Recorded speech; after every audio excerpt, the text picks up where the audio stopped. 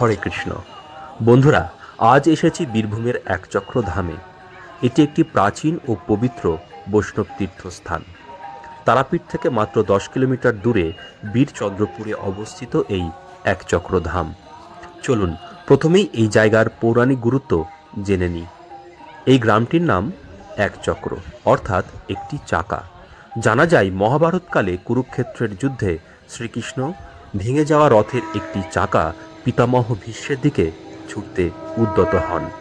তখন অর্জুনের অনুরোধে শ্রীকৃষ্ণ এই কাজ থেকে বিরত হন এবং এই চক্রটি ছুঁড়ে ফেলেন। জানা যায় চক্রটি এই গ্রামে এসে পড়েছিল।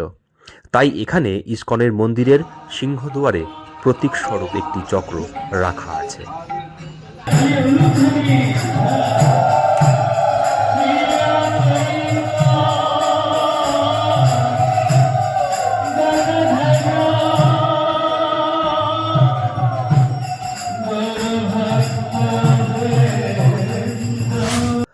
একচক্র গ্রামের এই পবিত্র মাটিতেই জন্মগ্রহণ করেছিলেন নিত্যানন্দ মহাপ্রভু, যিনি ছিলেন মহাপ্রভু চৈতন্যদেবের সহযোগী।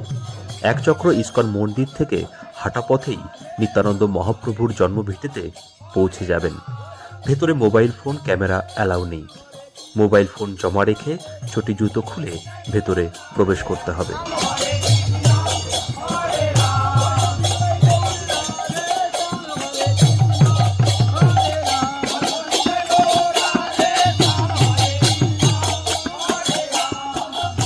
জন্মভিটের মেন গেটের পাশে মাটির হাঁড়িতে চা বানাতে দেখলাম। বাবার মুখ থেকে শুনলাম খুব ভালো খেতে এই চা। আপনারাও মাটির হাঁড়ির চা খেয়ে দেখতে পারেন। আপনাদেরকে এবার এই একচক্র ধামে ঘোরার সম্পূর্ণ প্ল্যান বলে দিই। আপনারা প্রথমে একচক্র ইস্কন মন্দিরে আসবেন। চেষ্টা করবেন খুব সকাল সকাল আসার। সর্বপ্রথমে ইস্কনে প্রসাদের কুপন কেটে নেবেন। কিছু সময় ইস্কনে কাটিয়ে সোজা চলে যাবেন নিত্যানন্দ মহাপ্রভুর জন্মভিটেই। তারপর পায়ে হেঁটে একে একে দর্শন করবেন নিত্যানন্দ মহাপ্রভুর নাভিপোতা স্থান, বাঁকারায়ের অন্তর্ধান স্থান। তারপর দুপুর 12টার মধ্যে ফিরে আসবেন ইস্কন মন্দিরে।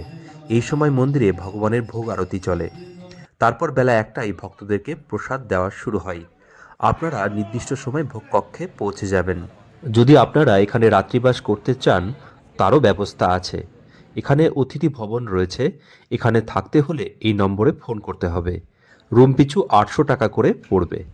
আপনাদের কিন্তু এখনই একচক্রধাম দর্শন সম্পূর্ণ হয়নি।